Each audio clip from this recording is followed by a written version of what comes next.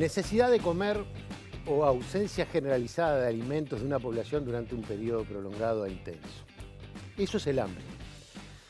Hoy vamos a tratar sobre ese tema y hay dos elementos que son los que nos llevan a ese tema.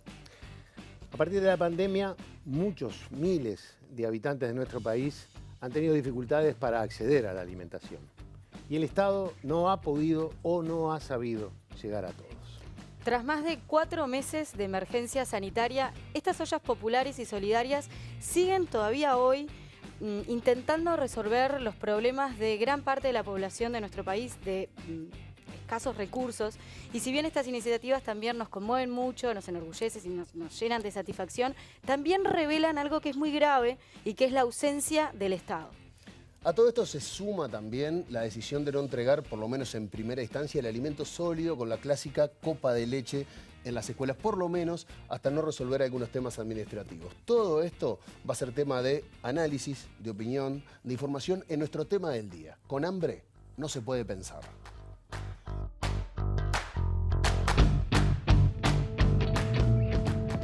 El ministro de Educación y Cultura, Pablo da Silveira, afirmó que no existen números confiables sobre la alimentación escolar. No hay datos claros. Lo que sí sabemos es que hace años que se viene gastando entre $1 millón y $1,5 millones de dólares por semana. Si solo una parte de ese gasto se está haciendo mal, bueno, eso significa que estamos malgastando cantidades muy grandes de dinero.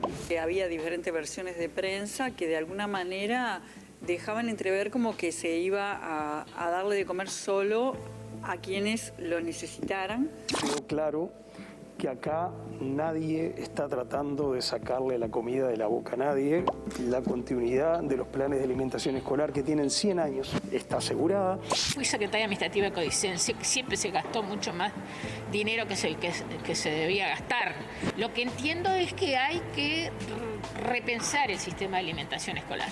Si es un comedor tradicional, el almuerzo son 26 pesos con 70. ¿Cómo se logra esto? Porque hay un enorme esfuerzo de gestión de los directores que consiguen al mejor proveedor, administran los recursos, hacen la rendición de cuentas, son supervisados por los inspectores. Uruguay es un país donde hay un impuesto, que es el impuesto de primaria, y es ese dinero el que se destina a alimentación de niñas y niñas. Cualquier crítica que ponga en tela de juicio el destino del impuesto, me parece que de alguna forma debilita la confianza del contribuyente en el pago puntual. La semana pasada se habilitó a retomar el servicio de desayuno o merienda presencial en las escuelas. Cayani informó a BTV Noticias que retomar el servicio completo, que incluye pan y dulce, llevará al menos 10 días y por lo tanto, Primaria optó por comenzar a entregar la leche sin acompañamiento por el momento. Todavía no acompañada del alimento sólido, porque hacer esto implica un esfuerzo organizativo, logístico, complejo, y en este momento el asegurar las condiciones de seguridad sanitaria, el distribuir el alcohol en gel, todas esas cosas que estamos haciendo están exigiendo mucho esfuerzo. Te doy la copa de leche. Eso sí, el cachito de pan, ya no vas más, preocupa. Una gran preocupación en los barrios de Montevideo es la comida, es tener para comer, es poder alimentarse de la mejor manera posible en tiempos de crisis. La olla popular se ha convertido en una expresión de solidaridad uruguaya y se ha extendido por cada rincón del país desde que se desató la crisis por coronavirus. No está bueno que estemos haciendo esto los vecinos. Creemos que cada uno tendría que tener su plato de comida en su casa y no tener que estar haciendo una fila para levantar un plato de comida. Han hecho un estudio desde el Instituto de Economía de la UDELAR que indica que solo en abril podrían haber aumentado en el entorno de los 100.000 pobres en Uruguay. Llega hasta 11,6% de la pobreza con estas estimaciones, que es un incremento muy sustantivo. No veíamos un salto de esta magnitud desde la crisis de 2002. ¿Hay gente pasando hambre en Uruguay hoy por hoy? Sí, hay gente pasando hambre. Hay gente pasando hambre y es otra de las vías que tratamos de ayudar, Duele mucho que haya uruguayos que estén en ese grado de necesidad. Al no poder salir a trabajar, la necesidad hoy es alimentaria y sanitaria. Hay otras ollas populares y entre todos nos ayudamos. Acá vienen familias enteras a buscar con sus bols, a buscar comida. El apoyo que hemos recibido es muy importante. A veces se te eriza la piel porque vas por la calle y te para uno, te para otro y te dice, tengo una colaboración para la olla. Armando Castañdebat tuvo una declaración que fue bastante polémica porque dijo que desde el MIDES se pensaba desalentar a las ollas populares. En este momento nosotros estamos tratando de no fomentar las ollas populares porque van en contra de las iniciativas sanitarias. También somos conscientes que probablemente esa cadena de solidaridad va a llegar a un momento que no se va a poder impedir y que la gente la va a querer seguir haciendo. Y ahora vamos a seguir hasta que podamos, ¿no? Está el que no puede comer, está el que realmente de un día para el otro dijo no como más, no puedo comer más. Y ahí hay una cosa muy linda de los uruguayos. El Estado hizo el esfuerzo que podía hacer, que no fue suficiente, pero la cantidad de gente que se puso a remar en ollas populares, que empezó a juntar alimentos, que repartió canasta, esos héroes anónimos que por suerte existen en todos lados y en Uruguay surgen con mucha fuerza en estos momentos, fueron fundamentales para que nadie pase hambre.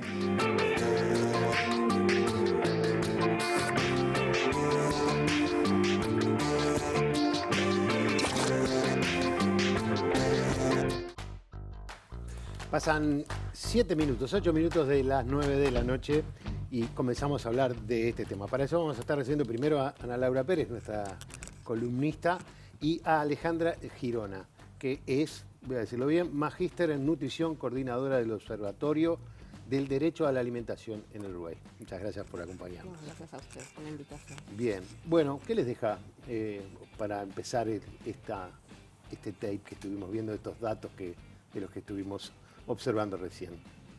Y deja que algo que se venía hablando, pero que en este programa está bueno abordarlo más en profundidad, esto de que el foco en lo sanitario también generó otros problemas, y es que estamos viendo cosas que antes no veíamos. Un montón de gente vive en una situación de inseguridad tal que un movimiento, una brisa, los tira y los deja del lado del hambre, digamos. No es poca cosa. No es poca cosa y también creo que la gran lección tiene que ver con que un Estado que no estaba preparado para afrontar una situación de crisis alimentaria, una situación que ya se venía gestando mucho antes de COVID. Si uno repasa las últimas cifras que sacó este mes FAO en relación al hambre y a la seguridad alimentaria y nutricional, las noticias no son buenas, ¿tá? El crecimiento del hambre en el mundo es sostenido. De hecho, se pone en riesgo poder cumplir los objetivos de desarrollo sostenible 2030, en donde una de lo que se esperaba era poder erradicar el hambre en el mundo, en un mundo que además produce alimentos, por lo cual está hablando de una gran injusticia social. Entonces, obviamente que luego con esta crisis el problema se agravó y se agravó mucho más, y de hecho hay cifras que se estiman que a fin de año la cantidad de personas con hambre va a representar 10-13% de la población en el mundo, que es muchísimo. Pero eso que tú decís, ¿también pasaba en Uruguay? ¿Era previsible en el Uruguay o Uruguay estaba fuera de esa realidad? Quizás son esas realidades que a uno no les gusta mucho mirar, porque bien, sí. cuando hace un tiempo se presentaron los primeros datos sobre seguridad alimentaria en el Uruguay, que fueron datos que se presentaron desde el MIDES, me acuerdo que fue un escándalo poder admitir de qué estábamos hablando cuando hablábamos de inseguridad alimentaria. Y ahí aparecían cifras de personas que vivían con inseguridad alimentaria grave, que no eran las muchas. ¿Qué es una inseguridad alimentaria? Al revés, la seguridad alimentaria es lo que permite que todos tengamos acceso, disponibilidad, que podamos a los alimentos de forma, además, alimentos no cualquiera, ¿no? De forma, alimentos nutritivos y que además esos esté compatible con una vida digna que me permita aprovechar lo que yo consumo. Quiere decir que tengo una vivienda digna, que tengo agua potable, que tengo saneamiento, que no vivo hacinado, que tengo un espacio para cocinar, ¿no? Entonces, todo esto hace a la seguridad alimentaria. Y por último, cuando se mide la seguridad alimentaria, se mide a través de una escala que lo que me va diciendo es, en forma leve, moderada o severa, las personas cómo van adaptándose día a día para poder comer.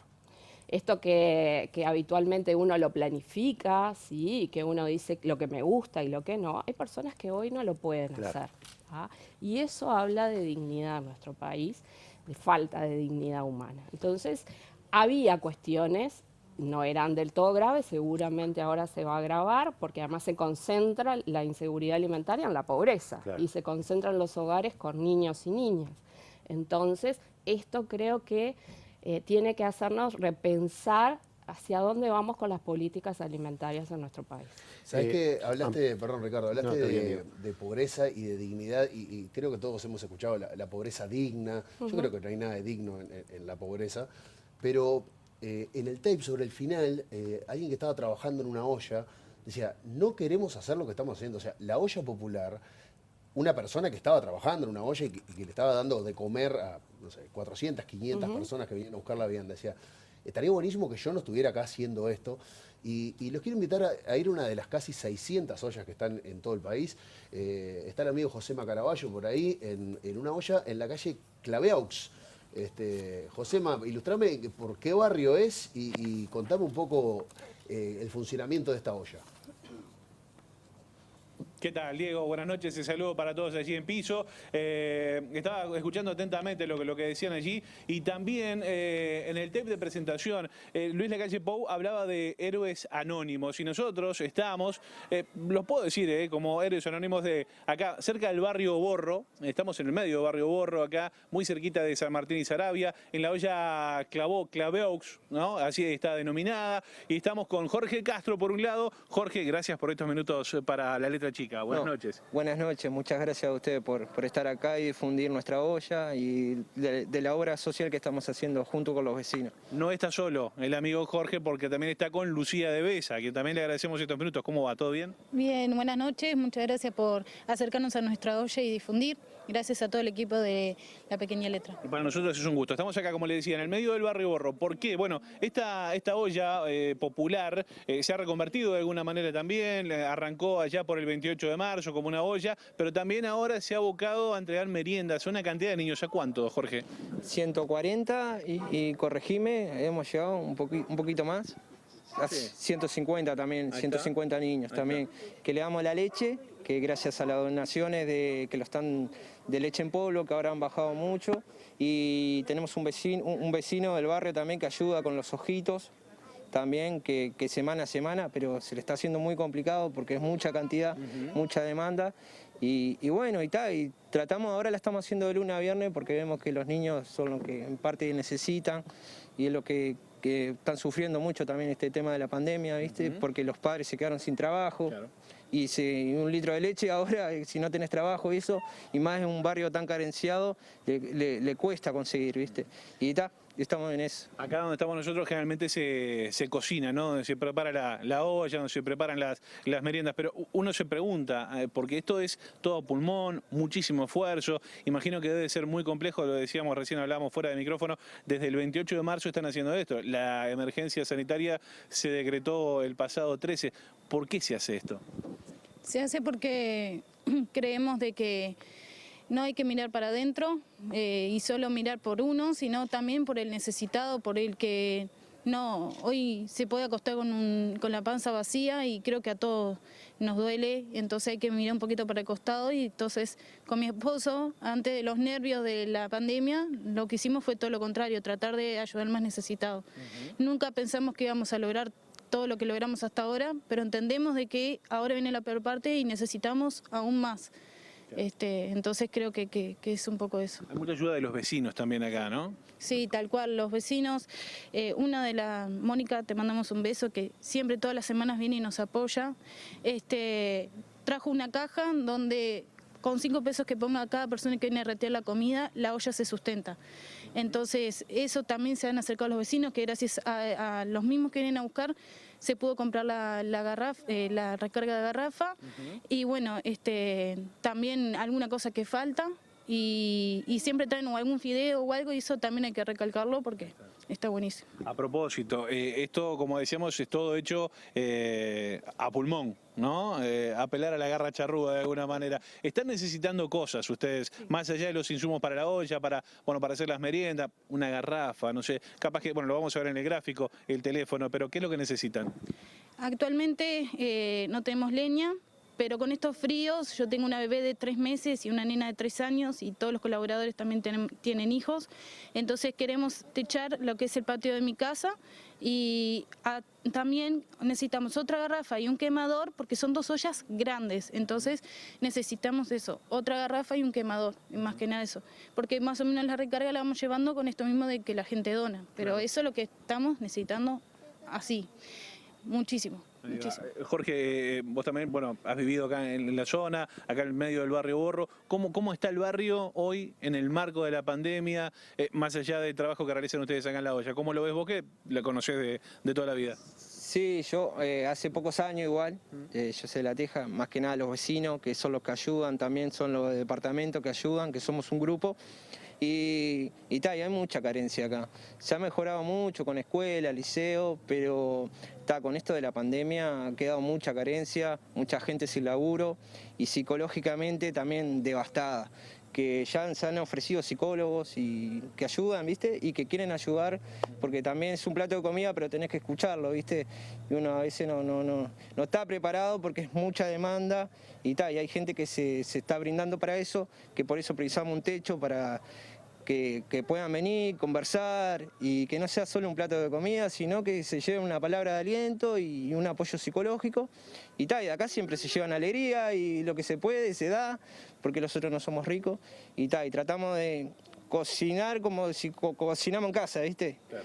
Y bueno, y es un esfuerzo, pero que vale la pena porque uno se acuesta contento, ¿viste? Está muy bien. Yo en el final, antes que nada, felicitarlos por la labor que están haciendo todos ustedes, los vecinos que están acá. Pero hay un dato no menor. Cuando comenzó todo el tema de la emergencia sanitaria y empezaron a salir todas las ollas populares, ustedes lo estaban analizando y lo van a analizar, mucha gente colaboraba con dinero, con comida, con insumos, etcétera. Y lo que hablábamos con Jorge y con Lucía hace un rato, que en realidad ahora es cuando más se necesita, ¿no? Sí, porque escuchamos casos de que cuando recién arrancó la pandemia tenías un pesito o lo del seguro, ¿viste? Pero te achica mucho el sueldo del seguro y han habido muchos despidos, ¿viste? Porque en otras empresas que tengo compañeros han recortado mucho. Y bueno, esta es la peor parte, ¿viste? Que hay que poner un granito más y sé que el uruguayo va a hacer fuerza para que salga eso y entre todos juntos poder apostar a que nadie se quede sin un plato de comida y su hijo un vaso de leche y bueno, más que nada eso. Ahí está. De lunes a viernes acá en la olla Clubhouse, se hace esta merienda para más de 150 chicos y los sábados desde el mediodía. Desde el mediodía y ahora cambiamos el horario por el frío y que no tenemos techado y la estamos haciendo a las 6 de la tarde. A las 6 de la tarde allí hay olla popular los sábados acá. Sí. Bueno, está muy bien. En el final entonces, reiteramos el pedido. ¿Qué estamos necesitando? ¿Alguien que nos está mirando puede colaborar? Pedimos por favor que si alguien nos puede ayudar con garrafa de 13 y algún quemador ya sea doble o que sea uno solo particular. Y también, si me permitís, queremos organizar el Día del Niño, que eso es lo que más nos llena. No saben, cuando a veces nos donan yogures o algo, la cara de felicidad de los niños con tan solo eso. Entonces queremos alegrarle la tarde, nos queremos disfrazar. No podemos pintarle las caritas ni conseguir un pelotero porque no se puede, pero queremos que todos los niños se vayan con algún juguete. Ya algunos tenemos y ya lo estuvimos preparando, hacerles pizzas, pop, alguna golosina, pero necesitamos donaciones, eso no hemos tenido nada. O sea, los mismos vecinos nos han traído algo, pero son muchos niños y queremos que todos se vayan con bastantes cosas y bien contentos. Entonces también si alguien, ya sea juguetes, golosinas, lo que puedan, lo que les parezca que a ellos se les pueda alegrar la tarde, buenísimo. Alguien va a aparecer, alguien va a colaborar seguramente. Les pido 10 segundos más antes de cerrar este móvil porque tengo a Daniela. Daniela, ¿cómo andas, Daniela? ¿Todo bien? Hola, ¿qué Buenas tal? ¿Todo noches, bien? bienvenida. Y a Lourdes. Buenas noches. Rapidito, vos estuviste de los dos lados del mostrador. Sí, sí. Estuviste como vecina que vino a la olla y ahora estás colaborando. Sí, yo estuve ¿Por allá. qué? Porque vi el esfuerzo que hacían ellos. Como digo, yo estaba del otro lado, venía a buscar la comida, a veces me enojaba cuando no salía en hora y me molestaba esperar. Y ahora que estoy del otro lado veo el esfuerzo que no es solo a las 3 de la tarde, sino es de un día antes que se prepara todo para que todo salga, lo mismo que la leche. No se viene solo a las 3 para que esté a las 4, se viene mucho antes para preparar todo con el tema de los bizcochitos y eso. Entonces, como vi el esfuerzo de ellos, me propusieron si quería venir a ayudarlos y hoy por hoy los ayudo y está. No solo los bizcochos. Es como una cadena de favores. Pará, Lourdes, vení. Vení, Lourdes es un personaje. Lourdes, pará, vos te encargás de todo. Vamos a mantener distancia física sostenida, por favor, te pido. Vos te encargás de todo el tema del distanciamiento y los controles sanitarios. Claro, sí, los controles sanitarios, que la gente se controle, que no estén todos juntos, que tengan tapaboca y a su vez también los pongo en que se muevan un poco con el frío, que no estén tan así, porque todos tenemos problemas y un poco de humor y un poco de energía y baile es bueno para la gente que está con todos esos problemas, ¿no? Todo un personaje, Lourdes, así que mira, yo lo que voy a hacer en este momento es, te voy a dejar el micrófono y que vos digas, señor Diego González, vuelvo a ustedes, adelante, Yo me despido, hasta luego. Lourdes, se queda con ustedes. Diego González y... Diego González y todo el equipo. Todo el equipo de La Letra Chica. De La Letra Chica. Muchas gracias a todos. Vuelvo a ustedes. Vuelvo a ustedes. Y hay que mover el bote. Muchas gracias, gente. Bueno, felicidades, Qué la verdad. fenómeno. Pará, es casi una obligación que aparezca esa garrafa y ese quemador. Pusimos el teléfono, lo vamos a repetir al final del programa. Lo vas a repetir. Sí, lo repetimos ahora, es el 096-652-675. Así que bueno, felicidades para ellos porque están haciendo un trabajo muy costoso, muy comprometido, así que nada más que agradecerles, ¿no? Como sociedad. Y también, bueno, recordar que, como vos decías recién, es una de las 600 ollas que ahora están operativas y funcionando en nuestro país y también enfrentándose a este desafío de cómo sostener ese trabajo, porque a medida que pasaron los meses, las condiciones económicas y laborales de la pandemia empeoraron mucho, por lo tanto aumentó mucho la cantidad de personas que van a pedir alimento, pero se redujo también demasiado el caudal de donaciones que venían recibiendo. En este contexto, la Universidad de la República convocó el 1 de julio un conversatorio sobre ollas populares, no solo para compartir las distintas experiencias que están desplegadas alrededor de todo el país, sino también como para analizar este enfoque más sociológico que puede tener este tipo de iniciativas, que muchas surgen individualmente, otras están organizadas desde los sindicatos o desde organizaciones barriales, grupos religiosos, ¿no? Es un fenómeno muy fuerte, ¿no? ¿Cómo? Sí.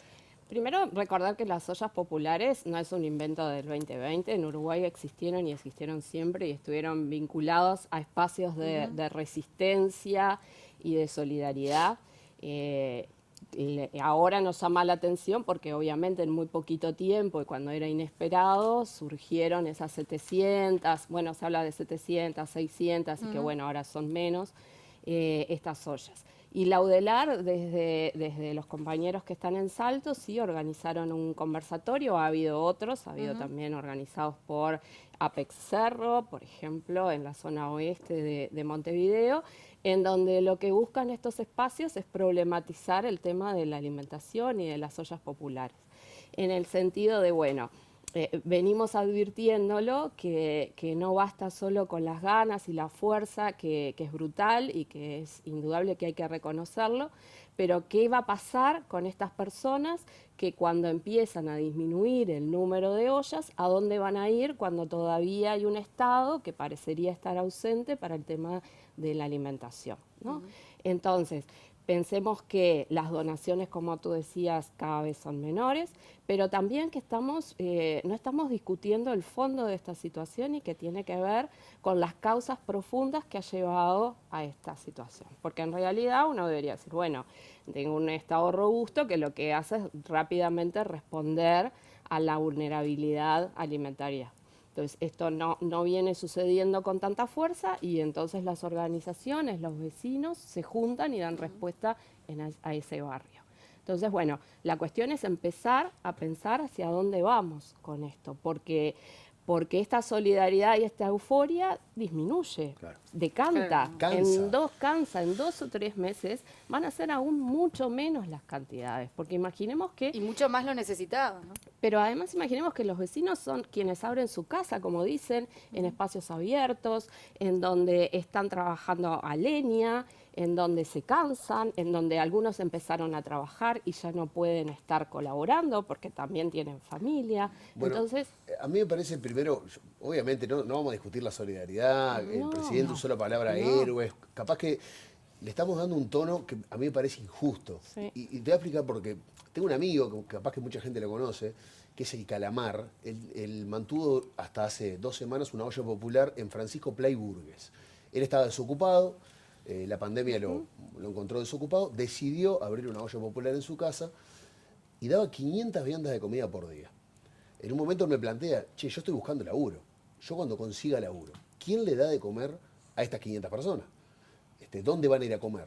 Y creo que cargarle a un ciudadano la presión de tener que darle de comer a 500 personas es muy injusto, me parece. O sea, primero porque es muy difícil de llevarlo anímicamente. Es una responsabilidad que yo creo que muy poca gente debería tener esa responsabilidad. Pero además, parte de lo que Alejandra decía de la seguridad alimentaria tiene que ver con la autonomía. La relación con el alimento debe ser una relación de autonomía. Entonces, si vos tenés que hacer una cola para que otro decida lo que comés, te están dando de comer. Y hay un punto en el cual vos nunca vas a dejar de ser autónomo si no te podés independizar de eso. Entonces, una olla popular es, como bien decían, una solución súper solidaria y recontra encomiable, pero es una curita en una herida. No puede ser una solución de fondo, porque no está teniendo en cuenta justamente que la relación con el alimento debe ser una relación donde vos decidas qué comés, donde vos decidas cuándo, donde vos decidas darle de comer a tus hijos y cómo. Entonces, bueno, ni hablemos del punto si de vista tenés que hacer una cola, ¿no? Claro, lo que la FAO llama el hambre escondida también, que es todo otro tema que tiene que ver con qué comes, con que no necesariamente que un niño no tenga aspecto de desnutrido implica que está bien alimentado. En el Uruguay, por ejemplo, nosotros tenemos eso que decía Alejandra, de cosas que no vemos, por ejemplo, de no haber visto determinadas cosas, pero en el Uruguay los menores de 3 años, más de la mitad tienen anemia. Entonces, no están tan bien alimentados como nosotros creemos que están. Una cosa es no tener hambre, otra cosa es estar bien alimentado, digamos. Claro. sí, de hecho las ollas se llaman así porque el tipo de comida que puedo hacer en el espacio que tengo está vinculado a una comida de olla en donde varía mucho la cantidad de ingredientes que se colocan allí, que dependen de las donaciones. Si hoy es polenta, será polenta, mañana será arroz, mañana será fideo, pero de ahí es muy difícil salir, porque tú nombrabas la FAO y yo decía, por primera vez FAO en el informe 2020 habla ya no solo de que la crisis alimentaria tiene que ver con el cambio climático, tiene que ver con países donde hay conflicto, tiene que ver con que alimentarse bien es muy caro. Claro. ¿Sí? Tú hablaste recién de Estado robusto. ¿El Uruguay no es un Estado robusto como para llegar a la solución de este problema? Yo creo que en Uruguay tenemos todo para solucionar este problema. Lo que a mí me queda la duda es en qué lugar de la agenda política está hoy el tema de la alimentación de los y los uruguayos. El Estado estaría en condiciones. El tema estaría en es condiciones una decisión porque política. producimos alimentos. Claro. Ahora, el tema es cómo asegurar que las personas tengan acceso a esos alimentos. ¿Sí? Entonces esto tiene que ver con mejorar, con pensar que esta crisis en el mundo y en el Uruguay nos está mostrando que hay un sistema alimentario que fracasó y que entonces tenemos que empezar a buscar otro sistema alimentario que le permita a todos los ciudadanos tener las mismas condiciones para acceder a los alimentos. Y la otra pregunta que te iba a hacer era, en algún tiempo se decía que en realidad el mundo no producía la cantidad suficiente de alimentos para darle a todos sus habitantes.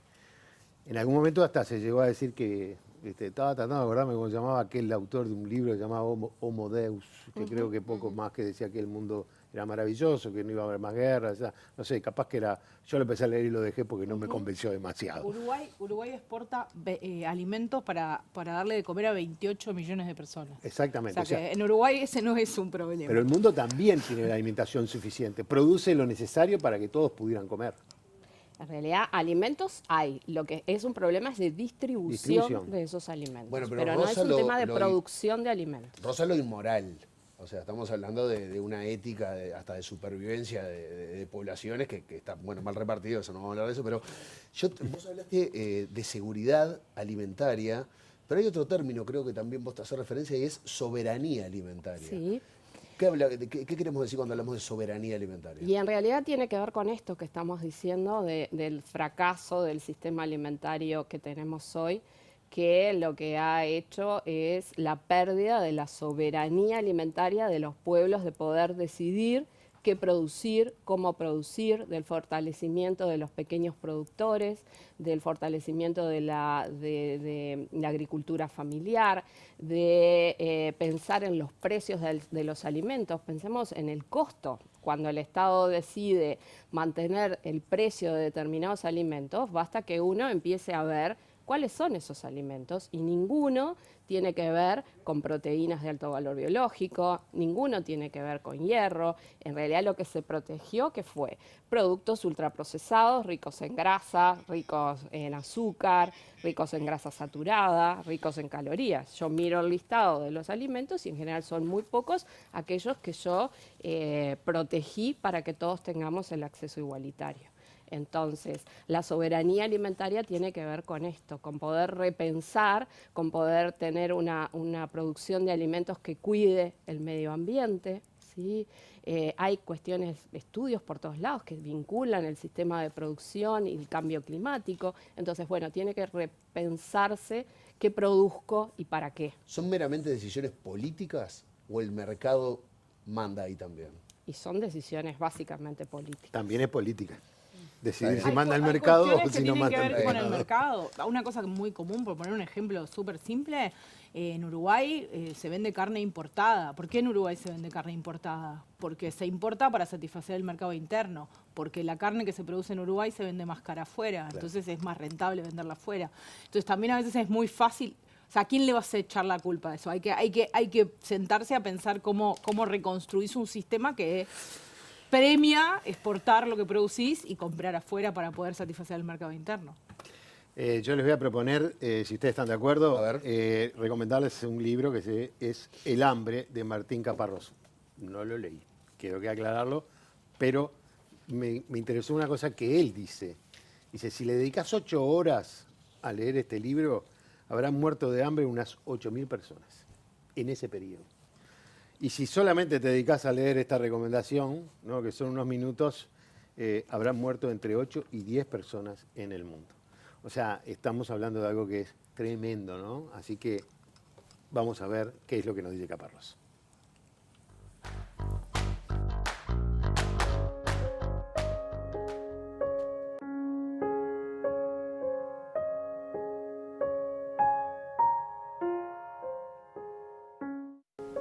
Digo que es como la metáfora más violenta de esta desigualdad en la que vivimos y en la que toleramos vivir, pero rápidamente me digo que sí, que puede ser una metáfora muy fuerte, pero que hay cientos de millones de personas que me darían con un palo en la cabeza si les dijera que lo que les está pasando a ellos es una metáfora. Para muchos no es una metáfora, es la forma más brutal en que su opresión se manifiesta. Digo, no hay ninguna manera más violenta de ser oprimido que aquella en que uno no consigue comer lo que necesita, que no consigue satisfacer la necesidad más básica que un cuerpo tiene. ¿Cómo carajo conseguimos vivir sabiendo que pasan estas cosas? ¿Cómo carajo?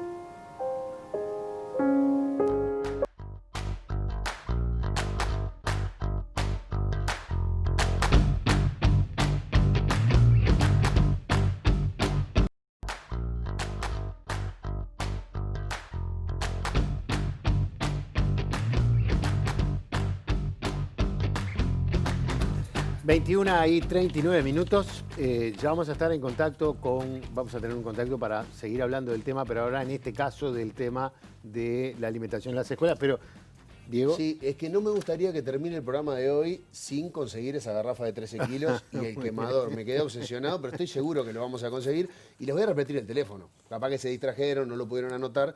Es el 096-652-675. Ahí lo tienen en el gráfico acá abajo.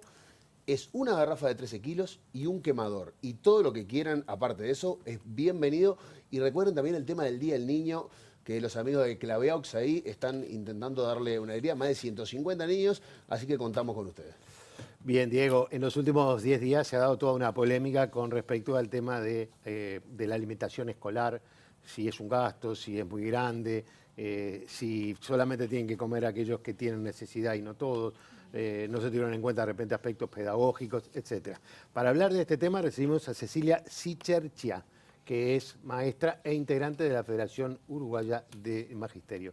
Gracias por estar con nosotros, Cecilia. Lo primero que te preguntaría es si finalmente se logró la respuesta de si va a haber alimentación en este periodo de vacaciones. Bueno, primero que nada, buenas noches para todos. Buenas noches. Gracias por la oportunidad de conversar sobre este tema. Bueno, sí, hoy en la mañana llegaron los tickets de alimentación y la seguridad de que los niños que no iban a recibir ticket iban a recibir un plus en su asignación familiar. De todas formas, los niños que están recibiendo los tickets son los niños que se han anotado para recibir las bandejas en este periodo. Bien, la pregunta entonces, para meternos en temas, es qué evaluación hacen los maestros del PAE, del programa de alimentación escolar, cómo lo han visto y qué ha cambiado en este último tiempo. Bueno, cuando nosotros hablamos de alimentación escolar, el PAE en realidad es la organización que nos rige y que además hace el primer control administrativo de lo que es la gestión del director en la escuela. El PAE es quien nos indica qué tipo de alimentos hay que darles al niño, asegura que la alimentación sea saludable y hace el contralor de todo lo que tiene que ver con el gasto que uno desarrolla en el comedor. Nosotros tenemos una relación fluida con el PAE, siempre están respondiendo a nuestras interrogantes y hasta este momento siempre tuvimos respuesta, por lo menos en el jardín, de las necesidades que tenía la institución y la posibilidad de conseguir todo lo que ella necesitaba. No hemos tenido grandes problemas, tenemos sí en el jardín problemas edilicios importantes y no contamos con un espacio de comedor, lo que nos requiere a nosotros la necesidad constante de tener vajilla nueva, elementos para transportar la comida hacia los salones, y el PAE siempre respondió con celeridad frente a nuestras necesidades. Igual que las compañeras nutricionistas que frente a cualquier cálculo o necesidad están para apoyarnos. No tiene demasiado que ver esto con la cuestión de los importes que se le otorgan a cada niño para asegurar la alimentación, ¿no es cierto? Son cosas diferentes. Una cosa es el PAE como organización de control en la alimentación y otra cosa son los ingresos que nos llegan, que no están determinados por ellos. Cecilia, te quiero hacer una pregunta, porque se está hablando de gasto en alimentación escolar, sí. Y creo que todas las voces que escuché, por lo menos desde el lado de la educación, hablan de que no es solamente comida, que el hecho de que todos los niños compartan la instancia de un comedor, también se aseguran que que se adquieran hábitos saludables de alimentación, interacción social entre los alumnos. Cuando se habla de gasto y que hay un gasto excesivo en la alimentación escolar, ¿cómo lo toman ustedes del otro lado? Ustedes son los que están con los gurises en las escuelas, con los directores, con los inspectores. ¿Cómo lo toman eso? Bueno, en realidad, y sin ofender a nadie, creo que se está hablando en una forma demasiado ligera del asunto y poniendo adentro de una bolsa muchas cosas que son distintas. La administración de la escuela se lleva, administración general, no hablamos solamente de comedor, ¿no? Y en eso estamos todos de acuerdo, digo, hasta el día de hoy ha sido siempre así. La escuela se mira desde todos los lugares y desde todas las órbitas, desde 3 dimensiones. Una dimensión organizativa administrativa, una dimensión sociocomunitaria y una dimensión en todo lo que tiene que ver con lo pedagógico. Por eso es que cuando tú me haces esa respuesta, hablando solamente del comedor, hay que estirar este amalgama, es decir, esta gran sábana, donde más que el gasto habría que poner en el centro el niño y sus derechos. Entonces, hay varias cosas que habría que separar, porque en este caso tendríamos que hablar repartiendo, es decir, todos los temas y todos los intereses que mueven a cada quien dentro de este problema para poder unir y dar una solución que llegue realmente al niño. Entonces, frente a esto, primero tendríamos que cuestionar la escuela en sí, su propia existencia. ¿Qué queremos en la escuela? Bueno, siempre dijimos que queríamos enseñar cultura, porque para eso está creada, y también necesitábamos trabajar la ética. Entonces, ¿a qué los mandamos a la escuela? Esa sería la gran primer pregunta. Y cuando hablamos de un comedor escolar, ¿de qué hablamos? ¿De qué tipo de comedor? ¿Qué es lo que estamos comparando? ¿Qué tipo de educación queremos? ¿Con qué estamos diciendo esto es mucho gasto o es poco gasto? ¿Comparado con qué? ¿Con lo que el niño necesita? ¿Con lo que llega de los aportes de un impuesto que ha sido eterno en nuestro país y que desde el 2005 recién se está volcando solamente a la alimentación? Entonces, si tú me preguntas por el comedor, yo te digo que para nosotros los maestros el comedor es un tema de equidad, de dignidad social, de igualdad y de autoestima para un niño. Porque determinar lo que se está aconsejando para volver mucho atrás en el tiempo y en los derechos de las criaturas, que un niño se tenga que levantar frente a sus compañeros porque necesita comer, no es bueno, afecta la autoestima de las criaturas. Pero Cecilia, ¿estas ¿tú crees? cosas? Sí. No, consultarte entonces si te parece que en la actualidad hay alguna amenaza a todo este proceso más, no tanto alimentario, sino más bien el de este sociocomunitario que mencionabas y hasta pedagógico de los niños. Pero estoy segurísima y te quiero explicar por qué. Primero porque el objetivo específico de toda la parte pedagógica es una cuestión que pasa por un transversal directo con todo lo que es disciplinar. Eso para empezar, ¿no? Si hablamos desde la pedagogía. Primero, yo estoy totalmente de acuerdo con que con hambre no se puede pensar, evidentemente. Un niño que tiene necesidades básicas no satisfechas, es imposible que pueda concentrarse o que incluso tenga las capacidades orgánicas para poder estar dispuesto para lo que uno le quiere enseñar, partiendo que una cosa es la enseñanza y otra cosa es el aprendizaje, ¿no es cierto? Y entonces ahí es cuando vos te empezás a cuestionar, ¿no? Entonces decís, ¿cómo?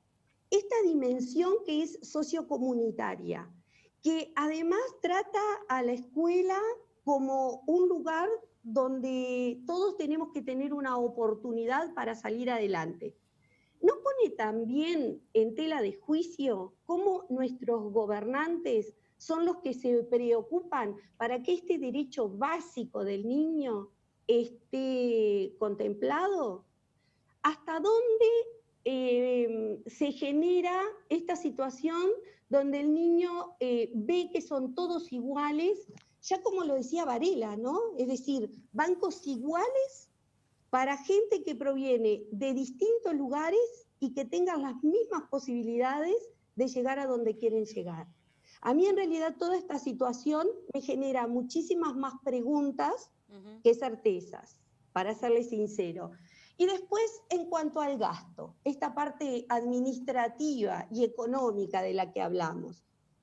$1 aproximadamente por día para darle de comer a un niño, porque si nosotros hacemos todas las divisiones que tenemos que hacer, eso es lo que más o menos llega por un niño. En este momento se nos está pidiendo que el gasto sea de 2,5 pesos para darle un vaso de leche. Entonces, a veces, cuando se ponen estas estadísticas donde se dice, pero ¿cómo? Si la asistencia es, vamos a poner un número tonto, ¿no? Si la asistencia es de 50 niños y yo te estoy pagando por 100 y fueron 60, ¿a dónde están estos 40 platos de comida o vasos de leche? Y bueno, señores, ahí yo les pregunto, ¿en su casa no repiten la comida? Bueno, esperemos que todas las preguntas que tienen desde su lugar de maestras y educadoras tengan respuesta a la brevedad. Te agradecemos muchísimo, Cecilia, fue muy claro la explicación. Y como conclusión, creo que en toda esta discusión hay una voz que no se está escuchando y que es la de los niños. Así que estaría buenísimo tenerlos más presentes. Sí, ojalá en estos comentarios que realmente no pretenden ser dañinos ni críticos, solo pretenden mirar desde ese lugar. Hay que mirar por los ojos del niño, porque sin ellos no son solo el futuro, ellos son el presente. Entonces, démosles dignidad, demos el lugar que se merecen y no peleemos por un plato de comida. Y no pongamos tampoco a los maestros ni al sistema que hasta ahora funcionó en la lupa frente a una cuestión que nos deja como deshonestos, porque realmente no es así. El sistema tiene muchísimo menos gasto porque los maestros directores no cobramos por ser contadores, no cobramos por ser ecónomos, los maestros de clase no cobran por cuidar el comedor. Entonces digo, si lo miramos desde ese lugar, no es caro el sistema de alimentación del Uruguay. Y además lo pagamos los uruguayos con un impuesto solidario que es el impuesto a primaria. Muchas gracias, y además, Cecilia. si no se va a usar en eso, queremos saber dónde va. Muchísimas gracias. Gracias, Cecilia, bien. por favor. Muchas gracias. O sea que a mí me pasa una cosa, yo soy todavía soy medio emotivo, ¿no? Me siguen conmoviendo las maestras. Esa capacidad, vos decís, la claridad que tiene para exponer una situación, la fortaleza que tiene para, pero con esa calma, ¿no? De decir... A mí me crió una de esas. Entonces, pero padres y madres que nos están mirando y saben que o se enteraron ahora o ya lo sabían, que los maestros le dan de tomar la leche, la merienda, con 2,50 pesos a cada niño. Yo no sé qué padre hoy que nos está mirando puede hacer que su hijo meriende con 2,50 pesos. Si hay alguno que lo pueda hacer, unos fenómenos. Sí, pero bueno, está bien eso que decía, no podemos volver. Yo lo viví y bueno, mucha gente más, ¿no? Cuando mis compañeros se levantaban y se ponían adelante a tomar la leche. Y lo demás que podíamos tomar la leche en casa, nos quedábamos sentados en el banco. Les voy a dar una buena noticia. Tenemos garrafa y tenemos quemador. Muchísimas gracias a ustedes que colaboraron, así que bueno, nos vamos un poquito más contentos hoy. Ana, metiéndonos un poco ya en el análisis estadístico, cómo, más allá de la importancia que tiene todos estos procesos más sociales que bien decía ahora la maestra, hay un tema muy objetivo que se puede medir y es el tema de la desnutrición en los niños, ¿no? ¿Cuál es este panorama? Eso que hablábamos, que esbozábamos hoy más temprano, que en general, en casi todos los países, pero en Uruguay también, la pobreza tiene cara de mujer y cara de niño. En general, si uno analiza los números de pobreza en menores de 3 años, más del 25% de los niños menores de 3 años son pobres. Entonces, en esa franja, si uno mira los números macro, puede tener una visión de la realidad, pero si vas a la infancia, en el Uruguay la infancia es en general pobre y está mucho más cerca de ese borde del que hablábamos al principio del programa, que tiene que ver con no poder acceder a un plato de comida, no tener autonomía a la hora de alimentarse, o lo que decía el profe de tener que levantarse en una clase, porque no hay otra opción para comer que tener que levantarse en una clase. En mi época también era así. Dijiste el 25%. Hace unos años atrás no se hablaba de que el 50% de los niños que nacían debajo del nivel de la pobreza. Sí. Eso se ha ido reduciendo, en los últimos años. En el 2014 estaba en el 38, llegó al 22 en este último tiempo. Viene reduciéndose, sí, pero de nuevo, hablamos de situaciones que en muchos casos son precarias y que, está claro. y que situaciones como una pandemia rebobinan el trabajo de años. De hecho, como decía Alejandra, en el mundo la pobreza viene creciendo de manera sostenida desde el 2014. En los últimos 5 años la pobreza aumentó en 60 millones de personas. Entonces Uruguay estaba pudiendo revertir algunos de esos números, pero una situación como esta puede cambiarlo todo. Y Alejandra, ¿se pueden revertir las secuelas de una malnutrición en la primera infancia de un niño? Depende del lugar en que esa anoxa ocurrió. ¿Sí? En términos generales se habla de los primeros 1000 días como esos espacios en donde tenemos que invertir para que podamos frenar a tiempo las consecuencias. Depende mucho de qué, si estoy hablando de un retraso de crecimiento o una desnutrición crónica, como lo decíamos antes, seguramente cuando yo afecto los primeros años de vida, después va a ser muy difícil. Si yo estoy hablando de una deficiencia de un micronutriente, como puede ser el hierro, porque lo nombrabas, las repercusiones a nivel del sistema nervioso central, lo que han visto los estudios es que es muy difícil, ¿sí?, paliarlas. Entonces, a mí una cosa que sí me interesaba decir, escuchando a la compañera de la educación, es que bienvenidos los comedores escolares que tienen que ver con políticas universales, que tienen que ver otra vez con el derecho a la alimentación y que tiene que ver con espacios en donde no importa el nivel socioeconómico para acceder a un plato de comida.